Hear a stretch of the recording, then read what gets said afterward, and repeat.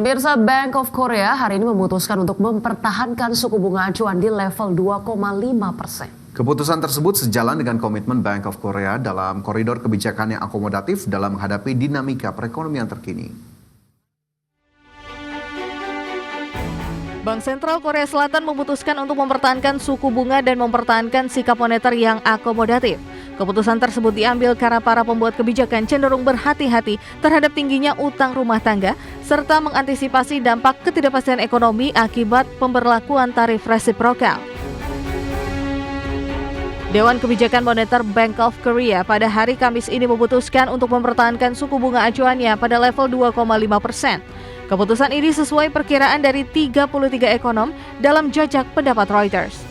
Bank Sentral Korea menegaskan kembali komitmennya dalam koridor kebijakan yang akomodatif untuk mendukung pertumbuhan ekonomi Korea Selatan. Kebijakan tersebut juga sekaligus mengantisipasi dampak dari tingginya utang rumah tangga domestik. Adapun kekhawatiran terhadap risiko stabilitas keuangan di negara dengan perekonomian terbesar keempat di Asia ini telah meningkat dalam beberapa bulan terakhir. Kekhawatiran tersebut didorong oleh kenaikan harga properti serta utang rumah tangga yang meningkat tajam akibat penurunan suku bunga. Berbagai sumber IDX Channel.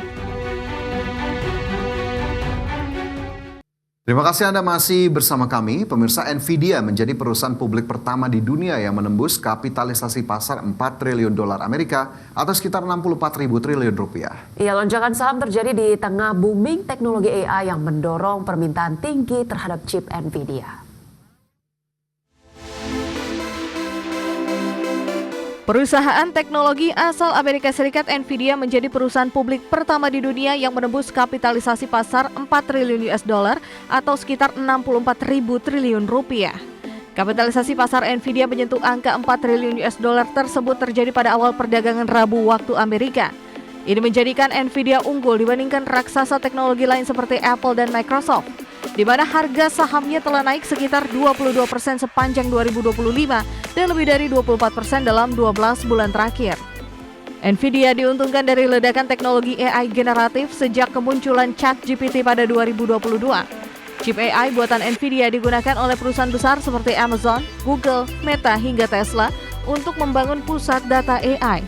Bahkan saat menghadapi larangan ekspor chip ke China dan kompetitor dari DeepSeek, harga saham Nvidia tetap mencatat tren kenaikan. Meski sempat mengalami koreksi kapitalisasi pasar di awal tahun ini, Nvidia terus mencatat rally kuat di pasar saham. Adapun perusahaan bersiap meluncurkan chip AI generasi baru, Blackwell Ultra, yang diprediksi akan mempertahankan dominasinya di pasar. Analis memperkirakan kapitalisasi Nvidia bisa terus meningkat seiring meluasnya investasi global dalam infrastruktur AI. Berbagai sumber IDX Channel. Pemirsa, raksasa teknologi Microsoft mengklaim berhasil melakukan penghematan operasional perusahaan hingga 500 juta dolar Amerika Serikat pada tahun fiskal 2024. Penghematan operasional tersebut dicapai sejalan dengan akselerasi penggunaan kecerdasan buatan.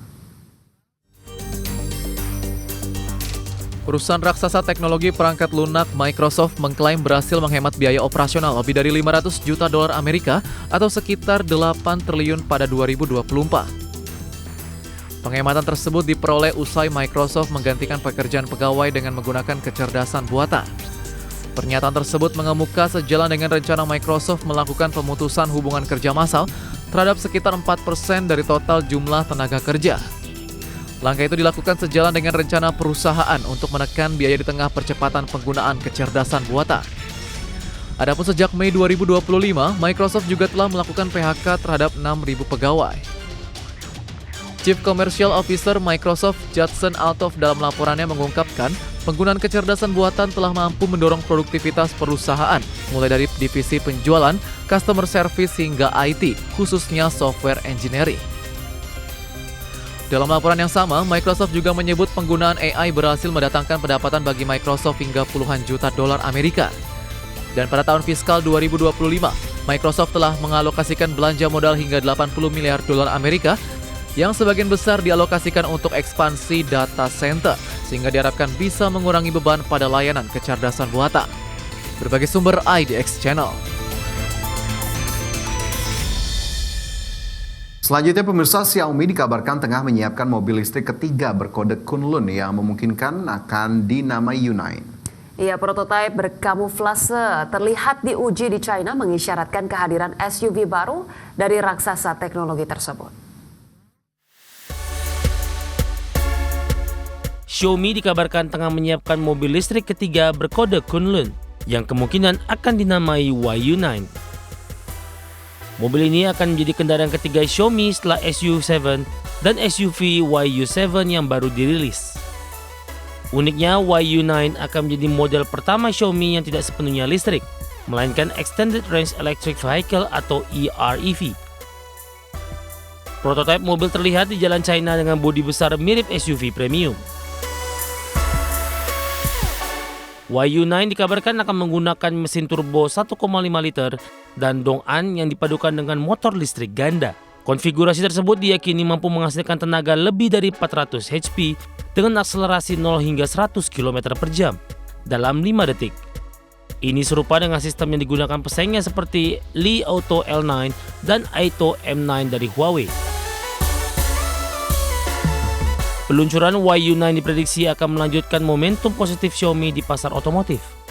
Adapun Xiaomi sebelumnya mencetak angka fantastis dengan lebih dari 240.000 pesanan untuk YU7 hanya dalam waktu 18 jam setelah rilis. YU9 sendiri perkirakan akan menjadi SUV besar berkapasitas 6 hingga 7 penumpang, menargetkan segmen pasar atas. Berbagai sumber ada di channel. Masih di Prime Market Highlights, pemirsa, perusahaan antariksa komersial SpaceX tengah berupaya mengumpulkan pendanaan melalui penjualan saham dalam lingkup internal. Langkah ini akan mendorong valuasi perusahaan menjadi sekitar 400 miliar dolar Amerika atau setara dengan 6,5 triliun rupiah. Sejumlah sumber menyebut SpaceX melakukan penggalangan dana melalui putaran pendanaan yang terpisah dan juga melalui penawaran yang memungkinkan karyawan melepas sebagian saham yang dimiliki kepada investor yang dipilih.